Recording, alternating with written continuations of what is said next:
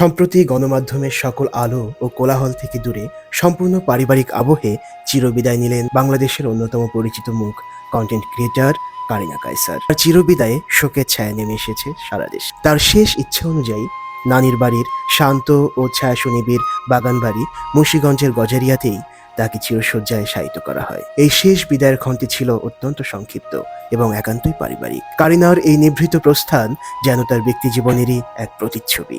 প্রচারে আলোয় থাকা সত্ত্বেও তিনি সবসময় নিজের ব্যক্তিগত জীবনকে অত্যন্ত রহস্যময়তার সাথে নিভৃত আড়ালে রাখতে পছন্দ করতেন। তার মৃত্যুর এই নিস্তব্ধ সত্য তার ব্যক্তিত্বেরই অনুরূপ এবং সম্পূর্ণ সামঞ্জস্যপূর্ণ। জীবনের কোলাহলকে পেছনে ফেলে প্রকৃতির কোলে শৈশবের স্মৃতি বিজড়িত নানির বাগানবাড়িতে তার এই চিরঘুমে চলে যাওয়া এক গভীর শূন্যতার সৃষ্টি করলেও তার জীবনের দর্শনকে আরও একবার করে তুলেছে দারুণভাবে সুস্পষ্ট। জীবনের অন্তিম যাত্রায় এসে তিনি যেন সামাজিক ছক ভেঙে নিজের জন্য এক পরম শান্তি ও একান্ত ব্যক্তিগত বিদায়কেই বেছে নিলেন। মহান স্রষ্টা তার বিদেহী আত্মার বেহেশত নসিব করুক।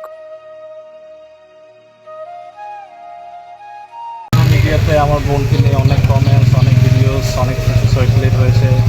আমার আম্মু এটার জন্য এটার সাথে ডিল করতে হয়েছে। অ্যান্ড এখন উনি স্ট্রিক্টলি রিকোয়েস্ট করেছে যে জাস্ট এই সময়টা কোনো ক্যামেরা যাতে, কোনো ফুটেজ যাতে না আসে। অ্যান্ড এটা আমরা চাবো যে আপনারা এটা রেসপেক্ট করেন।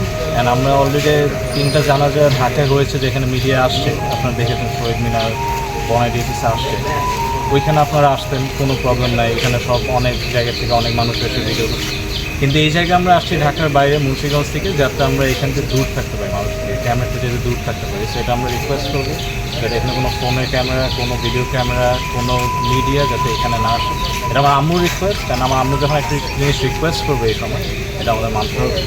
এটা আমিও বলবো যে এটা আপনারা প্লিজ এটা মেনে নিয়ে আপনারা যদি জানাজা করতে চান করেন। কিন্তু গজারিয়া থেকে দৈনিক আমার বার্তার নিয়মিত রিপোর্টার রাসেল সরকার।